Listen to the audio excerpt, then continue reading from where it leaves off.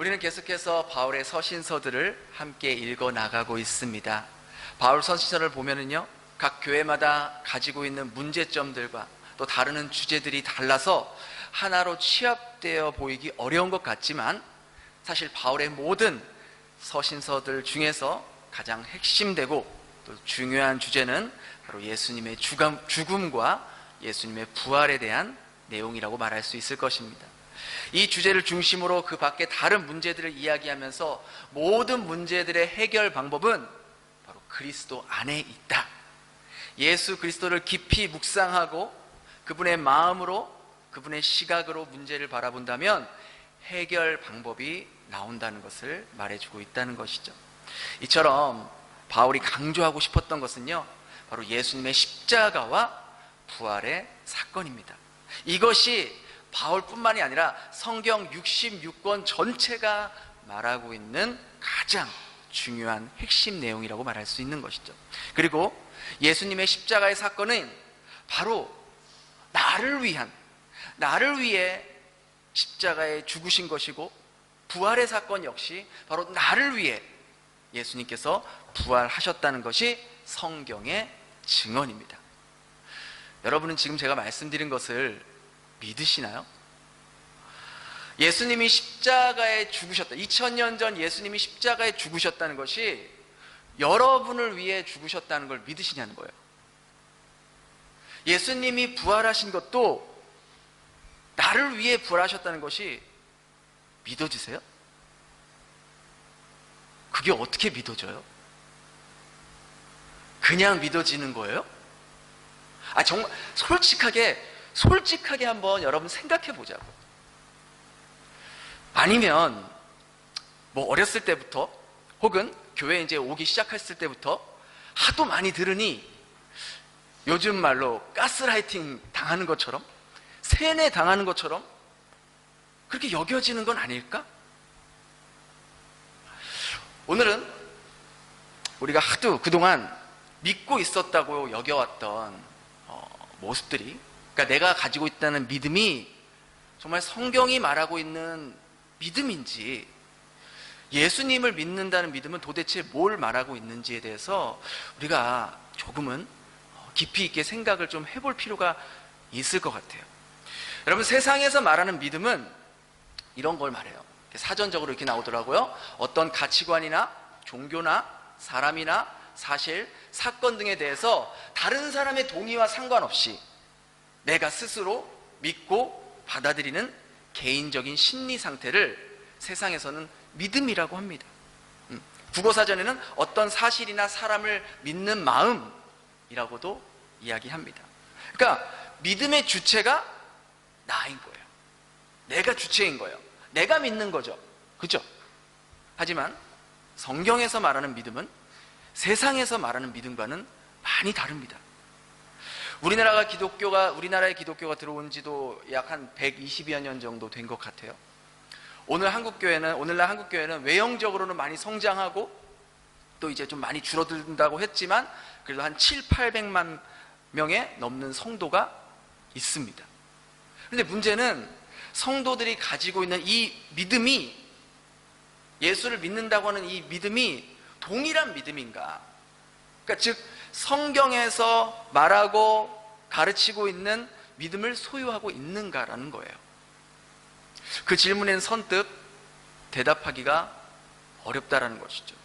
한국 교회 안에, 개신교 안에 수십 개, 수백 개의 교단이 되는데, 심지어 같은 교회에도 목회자의 성향에 따라서 믿음을 이해하는 눈이 서로 다르기 때문에 성도들의 믿음 역시 성경이 말하는 믿음으로 일치하는 것이 아니라 각자가 이해하는 대로, 각자가 느껴지는 대로 그것을 믿음이라고 여기고 그것으로 신앙생활하는 사람들이 대부분이라는 것이죠.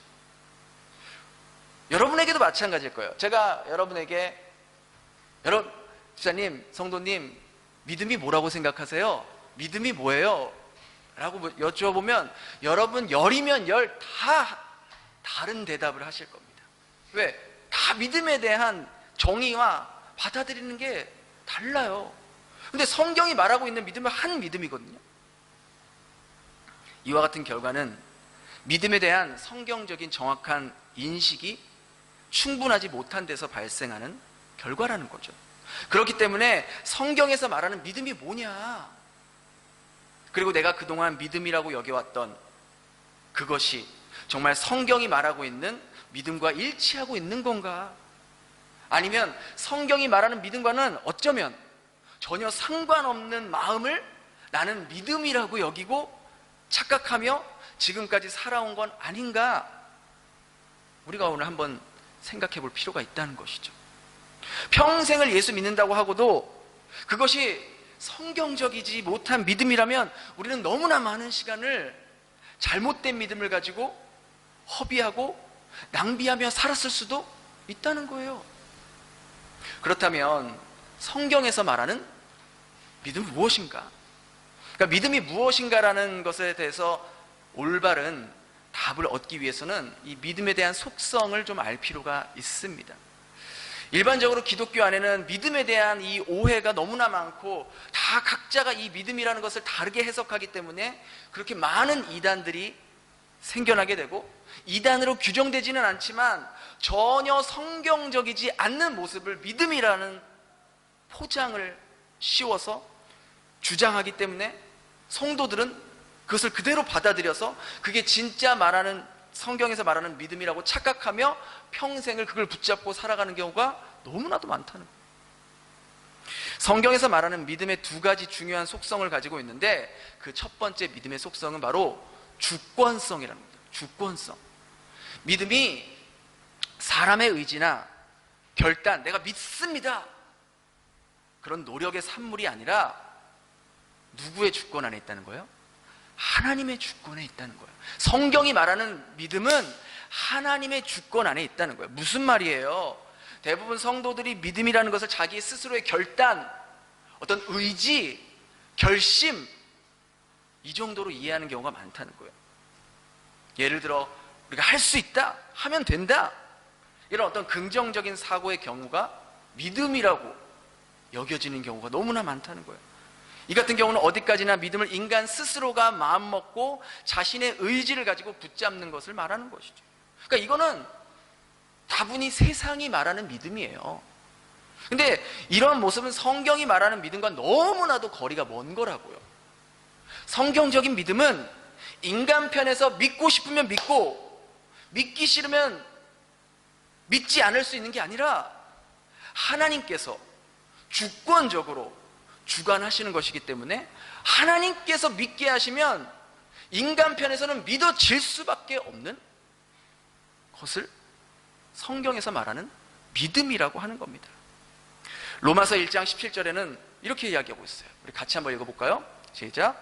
복음에는 하나님의 의가 나타나서 믿음으로 믿음에 이르게 하는. 무슨 말이에요?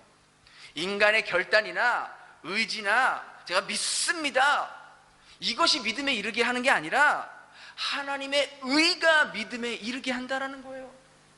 하나님이 주체가 되신다는 거예요. 여러분, 성경 어디에, 성경 내용 어디에 하나 우리의 이성적으로나 우리가 과학적으로나 우리가 상식적으로나 의학적으로나 이해되거나 믿을 수 있는 내용이 있습니까? 성경의 가장 첫 번째 시작되는 창세기 1장 1절 읽어볼까요? 시작. 태초에 하나님이 천지를. 여러분, 이것만 봐도 이 말이 과학적으로나 이성적으로나 상식적으로나 이해가 되냐는 거예요. 이해가 되세요? 이해가 돼서 믿어지는 내용이에요? 태초는 뭐고 하나님이 하늘과 땅을 만드셨다는 것은 뭐지? 이걸 조금만 더 상식적으로 과학적으로 이성적으로 생각하면 말이 안 되는 내용이잖아요. 말이 안 되잖아요.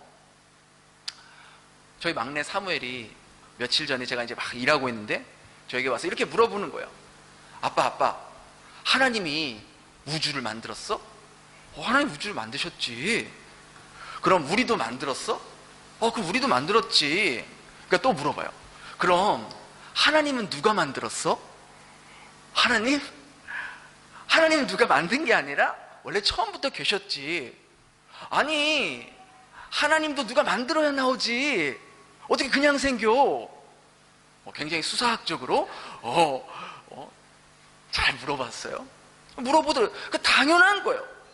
충분히 일리가 있는 질문이죠. 그래서 제가 하나님은 우리를 사랑하셔서 우리가 살 수 있도록 모든 우주와 모든 지구에 이러한 것들을 만드시고 모든 걸 만드신 분이야. 그런데 하나님은 처음부터 그 모든 걸 만드시기 전부터 계셨던 분이야.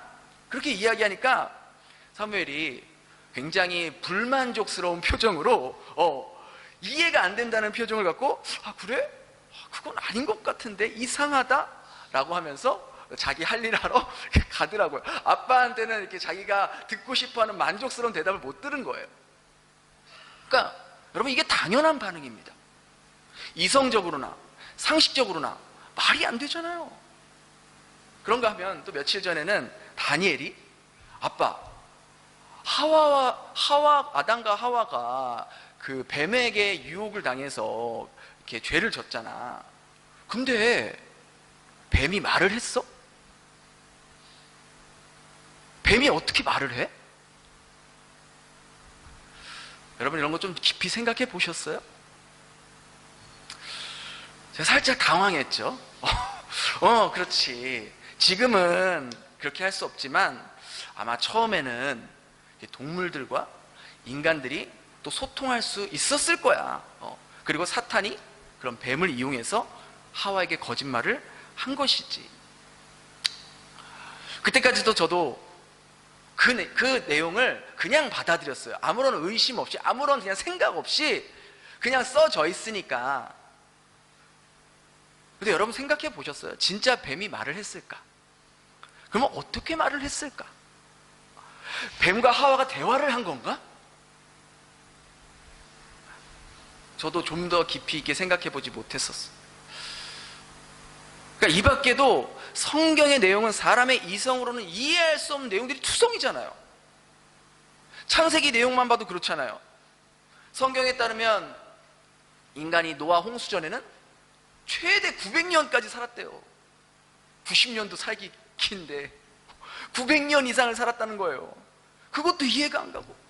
여러분, 동물들이 노아의 방주에 탔던 거 그냥 이렇게 막 그림으로나 이렇게 보니까, 영화로 보니까 이렇게 보이지, 그게 어떻게 그게 되냐고요. 세상의 모든 동물들이래요. 암수 두 쌍씩. 북극곰과 펭귄은 그럼 어떻게 데리고 온 거야? 그런 거 생각해 보셨냐고요.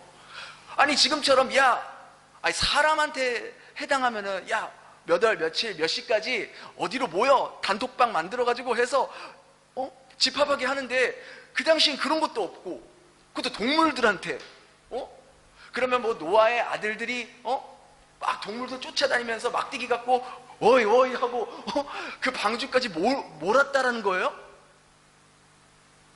이해가 안 가잖아요. 모든 게 이해가 안 돼요. 출애굽 때도 마찬가지고 10가지 재앙, 불기둥, 구름기둥. 여러분, 이게 뭔지 한번 생각해 보셔서 그냥 그림으로나 우리가 그냥 이렇게 불기둥이니까 이렇게 무슨 이렇게 불기둥이 막 이렇게 서 있고, 구름기둥이라 하니까 무슨 토네이도 같은 것이 막 이렇게 그러니까 그런 게 어떤 모양이었을지, 어떤 형상이었을지, 어떻게 그렇게 되었지, 홍해가 갈라진 사건이라든지, 가나안 땅에 정복하면서 정말 말도 안 되는 무슨 태양이 멈춰라, 그런 거잖아요. 이해할 수 없는 사건들의 총체적으로 나와 있는 거예요. 신약과도 마찬가지죠. 처음부터, 첫 1장부터 마리아라는 여자가 남자와 관계없이 아이를 임신했다? 그때나 지금이나 이게 과학적으로나 의학적으로나 말이 되는 얘기입니까? 결정적으로 예수님께서 십자가에 죽으시고 부활하셨다는 사건이, 제가 그래서 서두에 물어본 거예요. 이게 믿어지냐라는 거예요. 의학적으로도 말이 안 되는데, 죽다 살아나는 게. 그리고 그건 그렇다 쳐요. 2000년 전에 죽었다 살았다, 오케이. 근데 그게 2000년은 지난 오늘을 살아가는 나를 위한 일이라고? 이게 납득이 되냐는 거예요. 이해가 되냐는 거예요. 안 믿겨지는 거예요. 그러니까 안 믿겨지는 게 당연한 거고, 안 믿겨지는 게 오히려 이성적이고 상식적인 거예요. 그렇잖아요. 근데 여러분들이 이런 내용들이 믿어지세요? 그러니까 정말 믿어지냐는 거예요. 제가 물어보는 거예요. 저는 이런 말도 안 되는 비상식적이고 비이성적이고 비과학적인 내용들이 믿어지는 거예요. 그러니까 믿어지는 거예요. 내가 믿고 싶어서 믿는 게 아니라 믿어지는 거예요. 안 믿고 싶은데 믿어지는 거예요. 내가 믿습니다, 믿어야지 해서 믿어지는 게 아니라 계속 들으니까 아, 그런 건가? 하고 이렇게 뭐 세뇌당하는 그런 느낌처럼 말하는 게 아니라 하나님의 주권에 의해서, 하나님께서 믿게 하시기에 이런 상식밖의 일들이 믿어지는 거예요. 그것을 논리적으로나 이성적으로나 설명하라 그러면 저로서는 설명할 길이 없어요. 그러니 성경이 말하는 믿음은 인간의 의지나 결심이 아니라 하나님께서 주권적인 강권적인 역사로 말미암아 믿어지게 하시는 거예요. 두 번째로 성경이 말하는 믿음은 은혜성을 갖고 있어요. 앞에서 말한 것 같이 성경적인 믿음이 하나님의 주권적인 것에 속해 있기 때문에 당연히 그 하나님의 주권은 은혜의 속성을 가질 수밖에 없다라는 거죠. 하나님께서 인간에게 믿음을 주실 때에 인간의 공로나 어떤 의지나 의를 조건으로 해서 주시는 것이 아니라 하나님께서 기쁘신 뜻을 따라서 하나님께서 택하신 자들에게 거저 주시는 은혜로 주시는 것이기 때문에 성경적인 믿음은 은혜의 은혜성을 가지고 있다라는 거예요. 우리가 너무나도 잘 알고 있는 에베소서 2장 8절에도 그렇게 나와 있잖아요. 우리 한번 같이 읽어볼까요? 시작. 너희가 그 은혜를 인하여 구원을, 그러니까 무슨 말이에요? 이것은 믿음으로 구원을 얻게 된 것이 성도 자신이나 의의 대가로 얻은 것이 아니라 전적인 하나님의 은혜의 선물로 된 것이다. 이게 좀 잘렸는데 이것이 너희에게 난 것이 아니요 하나님의 선물이라는 말씀이 뒤에 있거든요. 여러분 생각해 보세요. 아브라함이 믿음의 조상이 된 게 아브라함이 어떤 의지적인 결단, 하나님에 대한 어떤 믿음에 대한 노력의 결과, 그걸로 된 겁니까? 아니에요. 온전히 어떻게 보면 진짜 아브라함의 의사와는 전혀 상관없이 일방적으로 하나님께서 갈대아 우르에서 우상을 섬기고 우상을 만들고 있었던 그 집안에 그냥 쉽게 말해 하나님 마음대로 하나님의 일방적인 그 주권으로 아브라함을 부르시고 아브라함과 언약을 세우시고 그에게 믿음을 선물로 주셔서 그가 믿음의 조상이 된 거예요. 심지어 이삭의 두 아들이었던 에서와 야곱은 어떻습니까? 그들은요 아예 태어나기도 전에 이미 하나님께서 야곱을 선택하시고 믿음의 조상으로 세우기로 결정하셨다는 거예요. 야곱이 뭘 잘해서, 야곱이 신실하게 살아서, 야곱이 믿음이 좋아서 하나님께 선택을 받은 게 아니에요. 우리 로마서 9장 11절부터 13절 한번 같이 읽어볼까요? 시작. 그 자식들이 아직 나지도 아니하고 무슨 선이나 하나님의 뜻이 행위로 말미암지 않고 오직 부르신 이로 말미암아 서게 하려 하사 리브가에게 이르시되 큰 자가 어린 자를 섬기리라 하셨나니 기록된 바 내가 야곱은 사랑하고 에서는 미워하였다 하심과 같으니라. 에서 뭐 잘못했어요? 에서가 뭐 하나님께 뭐 원망 들을 일을 샀나요? 아니죠. 이건 하나님의 주권이라는 거, 쉽게 말하면 하나님 마음이에요.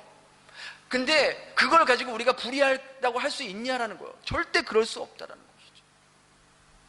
결론적으로 성경적인 믿음은 하나님께서 하나님의 그 기쁘신 뜻을 따라서 하나님이 택한 백성에게 은혜의 선물로 주시는 것이기 때문에 인간이 자기 주관에 의해서 믿은 것이 아니라 하나님의 뜻을 따라 믿게 된다라는 거예요. 그러하기에 하나님께서 믿음을 주셔서 믿게 하시면 인간은 피할 수가 없는 거예요. 믿어질 수밖에 없는 것이 성경이 말하고 있는 믿음인 거예요. 그것을 생각하면 우리가 지금 이 자리에서 하나님을 믿고 있다는 게 얼마나 큰 은혜인지 생각해 볼 수 있다는 것이죠. 우리가 태어나기도 전에 이걸 우리에게 적용해 보세요. 기록된 바 내가 여러분의 입을 넣어서 여러분을 먼저 선택했다는 거예요. 여러분이 뭐 태어나기도 전에 하나님께서 뭘 하기도 전에 하나님의 전적인 강권적인 은혜로 여러분을 선택하셔서 여러분을 믿게 하시기로 결정하셨다는 거예요. 그러니까 그게 너무나도 우리에게 너무나도 큰 은혜라는 거예요. 이것 바울을 알았다는 거예요. 바울이 이것이 바로 말할 수 없는 그 큰 은혜다. 내가 뭐라고, 나 같은 자가 뭐라고, 내가 하나님을 위해 한 것은 지금까지 죄밖에 지은 게 없는데 어떻게 그런 나를 선택하셨지? 그게 우리 입장에서는 은혜라고밖에 설명할 길이 없는 거예요. 우리가 잘 아는 히브리서 11장 1절 말씀 한번 읽어볼까요? 시작. 믿음은 바라는 것들의 실상이요 보지 못하는 것들의 우리가 이제 믿음장이라고 해서 많이 여러분들이 암송하시고 하는데 너무나도 많은 경우 이 말씀에 대해서 자기 자의대로 해석해서 이 믿음이라는 것을 오해하는 경우가 너무나 많아요. 그러니까 이것이 지금 말하고 있는 게 뭐냐면 우선 믿음은 바라는 것들의 실상이래요. 바라는 것들의 실상. 그러니까 여기서 바라는 것들이라는 것은 뭘 바라는 거예요? 뭘 기대한다는 거예요? 바로 하나님의 약속이 성취되기를 기대하는 거예요. 그리고 그러니까 하나님의 약속이 이루어지는 것을 성취되는 걸 기대하는 거지 내가 원하는 것, 내가 소망하는 것, 내 희망사항들 그런 걸 말하는 게 아니에요. 내가 바라는 걸 말하는 게 아니에요. 하나님의 약속이 성취되기를 기대하는 것. 그리고 실상이란 바로 하나님의 약속이 실제로 성취된 상태를 말하는 것이죠. 그래서 바라는 것들의 실상이라는 것을 풀어서 말하면 하나님의 약속이 성취되기를 기대하는 것의 실제 모습이다 라고 말할 수 있는 거죠. 이러한 믿음의 실제는 약속하신 것은 반드시 이루어 주시는 그 하나님의 신실성에 의해서 가능하다라는 겁니다. 그렇기 때문에 하나님의 약속과는 아무 상관없는 인간의 바람, 우리의 소원, 개인 희망 사항들이 이루어지기를 바라는 믿음은 결코 성경적인 믿음이라고 말할 수가 없다는 것이죠. 만일 내가 바라는 것들이 하나님의 약속에 기초하고 있다면 그럼 내가 바라고 있는 것들이 반드시 이루어질 걸 믿게 되는 것이죠. 내가 바라는 것들이. 그러나 내가 바라는 것들이 하나님의 약속과는 전혀 먼 그저 나의 욕심과 나의 바람이면 그것은 하나님이 말씀하신 성경이 말하고 있는 믿음과는 전혀 먼 믿음이라고 말할 수 있는 것이죠. 또 한 가지는 또 보지 못하는 것들의 증거라고 했잖아요. 뭘 보지 못한 것들이라고 말하는 거예요? 바로 하나님의 약속이 아직 이루어지지 않은 상태를 말하는 거잖아요. 그 증거는 뭡니까? 증거는 하나님의 약속들이 그대로 이루어질 것을 증명하는 근거를 말하는 거예요. 그래서 보지 못하는 것들의 증거다. 이것은 아직 이루어지지 않은 하나님의 약속들이 반드시 이루어질 것을 확실히 증명하는 근거다라고 말하는 것이죠. 이 역시도 한 번 약속하신 것은 반드시 이루시는 그 하나님의 신실함을 기초로 할 때에만 가능한 말씀이라는 거예요. 그러므로 하나님의 약속과는 관계없는 보지 못한 것들의 증거는 거짓된 증거일 동시에 성경이 말하는 믿음이 아닐 수 있다는 것이죠. 그럼 여기서 말하는 하나님의 약속, 그 약속이 뭐냐? 약속이 뭔가요? 그렇게 신실하게 지키시고 이루려 하셨던 그 약속이 뭐예요? 그것은 바로 예수 그리스도를 통해서 우리에게 영원한 생명을 주시겠다는 그 약속이에요. 예수님의 이름대로 우리를 죄와 사망에서 건져주시고 영원히 우리와 함께 하신다는 그 약속을 말씀하시는 거예요. 그래서 아까 우리가 히브리서에 나온 것처럼 구약의 믿음의 선진들은 아직 예수님을 보지 못했잖아요. 그렇죠? 그러니까 아직 오지 않는, 그러나 하나님께서 보내주시겠다고 약속하신 그 예수를 믿음으로 기다리며 이 땅을 살아갔던 거예요. 그리고 이제 신약에 있던 믿음의 선진들은 이제 이미 오신 그 예수님을 바라보면서 십자가를 통해 이루신 그 구원의 하나님의 약속을 믿으며 이 땅을 살아갔다는 것이죠. 믿음의 사람들의 공통적인 특징은요, 구약시대든 신약시대든 공통적인 특징은 그들은 영원한 천국을 바라보면서 이 땅을 살아갔다는 거예요. 즉, 이 땅은, 지금 우리가 살고 있는 이 땅은 아주 잠시 잠깐 머물다 가는 곳, 외국인과 같은, 나그네와 같은, 여러분들이 여기서 평생 뼈를 묻고 살 곳이 아니라 언젠가는 한국으로 돌아갈 거고 언젠가는 다른 곳으로 간다는 그런 늘 마음이 있는 것처럼, 우리는 이 땅이 평생 우리가 천년만년 사는 곳이 아니라 그냥 아주 짧은 그 영원한 시간 속에 비교하면 너무나도 짧은 시간을 이 땅에서 살다가 본향으로 돌아간다는 거예요. 이것을 우리의 삶에 어떻게 적용할 수 있을까요? 우리도 마찬가지죠. 우리가 하나님께서 주신 믿음이라는 이 선물을 통해서 우리가 영원한 생명과 구원을 받은 사람들이라면, 우리에게 한 가지 확실한 것은 이 땅에 사는 동안 나에게 어떤 일이 일어난다 할지라도 하나님께서 내 삶을 반드시 그 영원한 생명으로 인도하신다는 거예요. 내 삶에 크고 작은 어려운 일들이 일어나는 이유도 하나님의 약속 안에서 모든 것이 합력하여 선을 이루기 위한 하나님의 은혜의 방편이라고 믿는 거예요.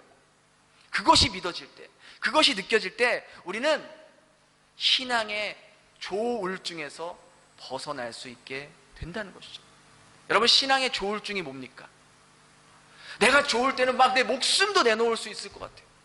주님, 내가 주를 위해 살겠습니다. 그러다가 삶이 내 뜻대로 안 되고 내 마음대로 안 되고 낙심되는 일이 생기면 언제 그랬냐는지 다 포기하는, 다 내려놓고, 심지어 교회고 뭐고 교회도 가기 싫다, 그런 신앙의 조울증. 이런 모습들은 하나님의 약속을 근거로 신앙생활을 하는 것이 아니라 자신의 희망사항, 그것을 믿음이라는 것으로 포장해서 하나님께서 자신의 믿음에 응답해 주시기를 바라는 마음을 가질 때, 마치 하나님이 내 소원을, 내 바람을, 내 희망사항을 들어주는 요술램프 지니로 생각하면서 살아간다면, 우리는 이 땅에 살아갈 때 너무나 많은 경우 낙심하며 살아갈 때가 많게 된다는 거예요. 하나님께서 하나님의 약속과는 전혀 상관없는 우리의 소원이나 우리의 희망을 들어주시는 요술램프 지니의 모습으로 자처하실 일이 만무하기 때문입니다. 우리는 이제 우리의 믿음을 점검해 봤으면 좋겠어요. 내 믿음은 무엇을 기초로 하고 있는지, 무엇을 근거로 하고 있는지, 나는 정말로 하나님의 은혜로 선물로 주신 믿음을 통해 하나님의 기록된 말씀을 믿고 있는 건지, 내 믿음이 신앙의 조울증을 매번 반복하고 있다면 나의 믿음은 정말 하나님의 약속을 근거로 하고 있는 참 믿음인지, 아니면 하나님의 약속과는 무관한 나의 바람이나 나의 소원을 근거로 하고 있는 잘못된 믿음인지. 나는 이 땅을 살고 있지만 이 땅은 정말 잠시 잠깐, 잠시 잠깐 머물다 돌아갈 곳임을 인지하면서 이 세상에서 나그네와 같은 삶을 살고 있는지, 아니면 이 땅에 사는 것이 좋아서, 땅의 것이 좋아서 땅의 것들을 부러워하며 땅의 것들을 쫓아가며 살고 있지는 않는지, 내가 여지껏 믿음이라고 생각해 여겨왔던 것들이 정말 성경이 말하고 있는 믿음과 얼마나 일치하고 있는지 한번 깊이 있게 생각해 볼 수 있는 계기가 되었으면 좋겠어요.